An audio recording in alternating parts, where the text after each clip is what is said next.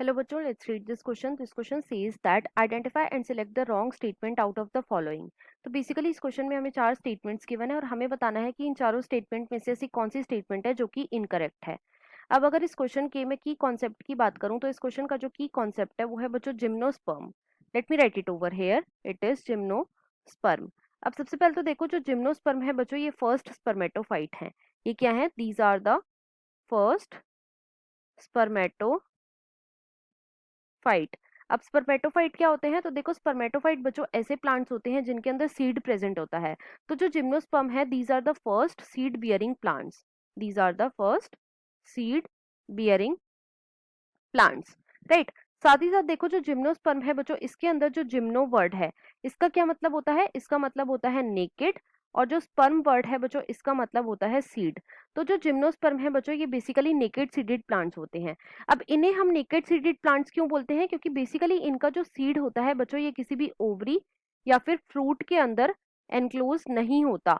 तो इनका seed present कहाँ पे होता है? तो बच्चों ये प्रेजेंट होता है behind the leaf. It is basically present behind the leaf, right. अब एक एक करके हम अपनी चारों स्टेटमेंट्स को चेक करते हैं।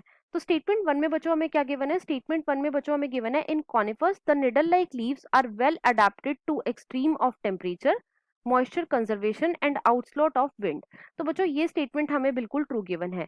देखो जो कॉनिफर है ये बच्चों जिम्नोस्पर्म का एक ग्रुप है और इसके अंदर आता है बच्चों पाइनस, राइट। साथ ही साथ जो जिम्नोस्पर्म होते हैं बच्चों इनकी जो लीव्स होती हैं ये हाईली अडेप्टिव होती हैं। अब इनकी लीव्स किस चीज के लिए अडेप्टिव होती हैं? तो बच्चों ये अडेप्टिव होती हैं for high humidity, high wind velocity, water stress and high temperature. अब देखो जो पाइनस है बच्चों इसकी जो लीव्स होती हैं ये कैसी होती हैं? ये होती हैं needle like. These are needle like. अब ये जो निडल लाइक लीव होती हैं ये क्या करती हैं? तो बच्चों इनका जो सरफेस एरिया होता है ये काफी ज्यादा कम होता है, लेस सरफेस एरिया होता है। और अगर सरफेस एरिया जो है ये कम होएगा तो बच्चों इससे क्या होएगा? इससे वाटर का जो लॉस है वो भी काफी ज्यादा कम होएगा, लेस वाटर लॉस, राइट। तो इसीलिए जो स्टेटमेंट वन है ये बच्चों हमें बिल्कुल ट्रू गिवन है। स्टेटमेंट टू में बच्चों हमें क्या गिवन है? स्टेटमेंट टू में बच्चों हमें गिवन है roots of pines enter into symbiotic association with higher fungi. तो बच्चों ये भी बिल्कुल ट्रू है, राइट। देखो जो पाइनस है बच्चों इसकी जो रूट होती हैं इनकी रूट कैसी होती है बच्चों? ये होती है mycorrhizal root. These are mycorrhizal root. अब माइकोराइजल रूट क्या होती हैं? तो बच्चों ये ऐसी रूट होती हैं जिनके साथ फंजाई जो है ये बेसिकली सिम्बायोटिक एसोसिएशन में होती हैं। और जो पाइनस है इसकी रूट में क्या होता है? जो फंजाई है ये सिम्बायोटिक एसोसिएशन में देखने को मिलती है।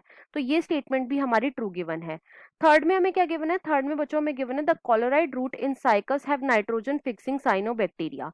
तो बच्चों ये भी बिल्कुल ट्रू है। देखो जो साइकस है बच्चों इसकी जो रूट होती है ये बहुत स्पेशल टाइप की होती है और इसे हम क्या बोलते हैं? इसे हम बोलते हैं कॉलोराइड रूट। अब इस कॉलोराइड रूट में क्या प्रेजेंट होते हैं? इसके अंदर बच्चों प्रेजेंट होते हैं साइनोबैक्टीरिया। साइनोबैक्टीरिया क्या है? तो ये एक टाइप के यू बैक्टीरिया हैं और इन्हें बच्चों हम कॉमनली बोलते हैं ब्लू ग्रीन एल्गी।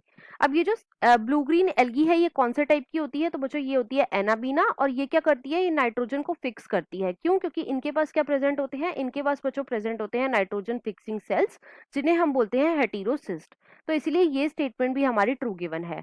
फोर्थ में बच्चों हमें क्या गिवन है? फोर्थ में बच्चों हमें गिवन है the giant redwood tree sequoia one of the tallest trees is an angiosperm. तो बच्चों ये स्टेटमेंट हमारी फॉल्स है। देखो जो सिकोया है ये क्या है? तो बच्चों ये है जिम्नोस्पर्म ना कि एंजियोस्पर्म। इसीलिए जो स्टेटमेंट 4 है ये हमारी इनकरेक्ट हो जाएगी। अब क्वेश्चन में हमसे यही पूछा गया था कि कौन सी स्टेटमेंट इनकरेक्ट है, तो वो है बच्चों ऑप्शन नंबर 4 में गिवन। तो इस क्वेश्चन का जो हमारा आंसर हो जाएगा वो है बच्चों option number 4। So this was all about this question. I hope you understood it well. Best of luck.